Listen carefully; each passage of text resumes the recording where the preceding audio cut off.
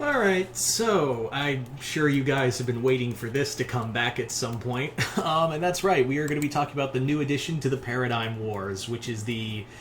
Look, I've explained this about 18 times, 18 different times, so if you want to go check out like the full extent to what this is all about, go back to a previous video and check it out, because I've explained it enough. Anyway, so this time around the Paradigm Wars, like the last time, I talked about like the idea for an expansion of the story involving Chernobog showing up in here. As you guys know, it's a fun. This whole thing is a fun little idea that came from my pop collection, my ever-glowing pop collection. And someone said, "Hey, it looks like a video game," so it's now a video game idea. And one of those pops was Chernobog. Had a whole storyline based around him. So now we're moving on to our next big storyline for the Paradigm Wars.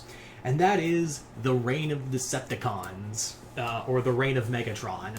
So, in this storyline, basically what's happened is that the Paradigm, the race of alien beings who are experimenting with good and evil, have brought the Decepticons and Optimus to the world where all the heroes and villains are fighting each other.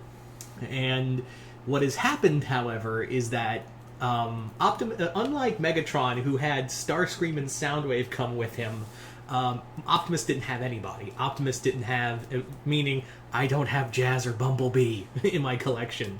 So in here, Optimus and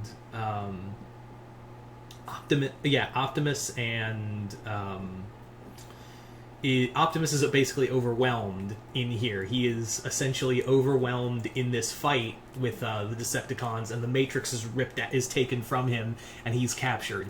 So now with the power of the Matrix of leadership, Megatron is like bending the world, the battle world, to his will. And the Paradigm, who didn't learn the first time around after bringing Chernobog here, are now like, oh shit.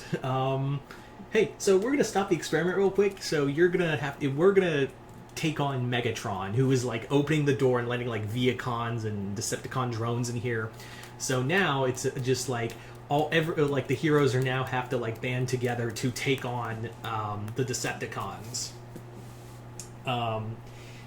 And there are some new additions to this universe as well. There's some new additions. One of the biggest being Homelander from The Boys. Homelander and Billy Butcher have now been added here, and Homelander is like, why didn't the Paradigm consider him a villain, and they put him on the villain side, even though Homelander, like, he's a hero, and they're like, you are? Like, the Paradigm, when they meet Homelander, and Homelander's like, I'm a hero, I'm the best hero of my universe. No one can be a better hero than me.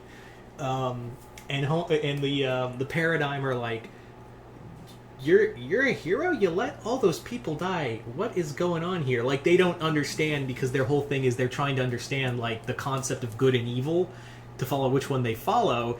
And they're like, but you're a hero and you act so villainous, and the person you deem a villain acts heroic. That's why they put Billy with the other heroes, even though Billy is not a fan of being around these other heroes. Because he's been around enough assholes to be like, I don't trust a single one of you. So Billy especially doesn't like Superman, and with good reason. So I mean, for obvious reasons, he does not he does not trust Superman, and Superman does not trust Homelander at all, because he's like, you have all this power, but you use it so selfishly. Use it like a kid using his child's gun. What is wrong with you, man? So, yes, there would be a Superman-Homelander fight. And here's the thing. I actually would think that Superman would beat Homelander. And for a simple reason, because you're already thinking, well, Homelander has basically the same powers as Superman, but he cuts loose. Here's the difference, though. Homelander's never really fought, at least in the TV show, he hasn't really fought anyone who's a match for his power. So he's used to just kind of like bullying people. He's used to being just nothing more than a bully. Whereas Superman has, taken them to his limit, taken his powers to their, well, I wouldn't say limit, but like, he has flexed his muscles more and has been in more deciding battles. He's been in more tougher situations than Homelander, who's never really had to use his power. He just flexes on people who he considers ants. So when he meets Superman, he's like, oh yeah, this is so cool. I finally get to meet someone like me, and we, you and me can be gods, or maybe we can fight and we'll see who's stronger. And while he's talking, Superman just cranks up his fist and goes, boom, launches him into orbit, and he's like, all right, I know your type, Homelander. You basically bully you're just a big bully on the block. Well, say hello to the guy who's going to wreck your shit.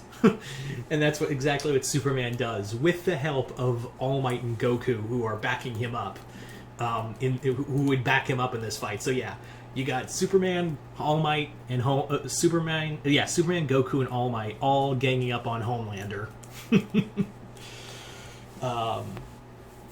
As for other new additions, we finally have in this new expansion the Pink Ranger, who is here because now Tommy was the only Ranger, excluding Dracon. Now, Kimberly's here. He's reunited with her. Hopefully I can find more Rangers and that would be better. But yeah, the Pink Ranger's here, and he's like, yay, it's finally another Ranger's here.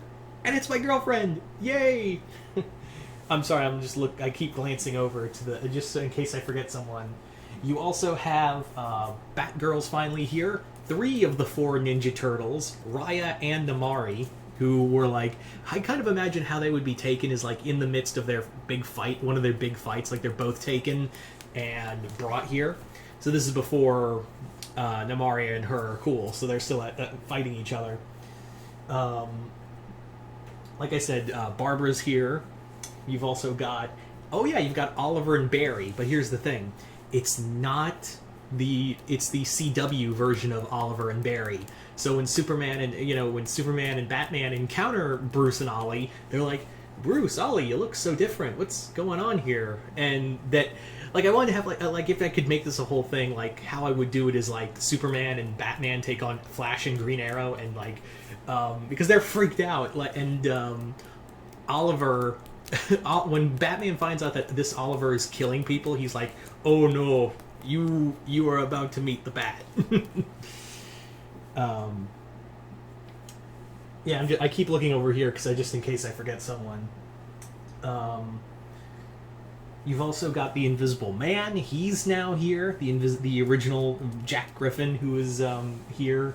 You also have Shigaraki is now a part of this, and he's not happy. Shigaraki, when he's brought into the villain side, because you have to understand, it's not just, the only villains here on the MHA side are Toga, Himiko Toga, Kurogiri, and Stain. Stain's here, and as we all know, Shigaraki has no patience for Stain, so he has to work along with the other villains who are, and he's like, are you shitting me right now? What is going on? I gotta work with this guy? I didn't want him here. I didn't want him part of my league of villains, and now I have to forcefully work with him?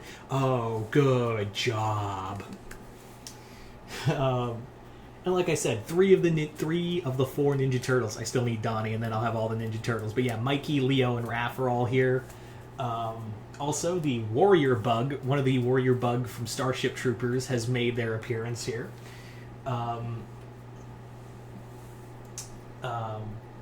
Sorry, I just keep looking back and forth just to be certain in case I'm missing any new additions. Oh yeah, Captain Hook is now a part of the Paradigm Wars. The original Captain Hook, classic Peter Pan Captain Hook, he is now a part of this whole thing.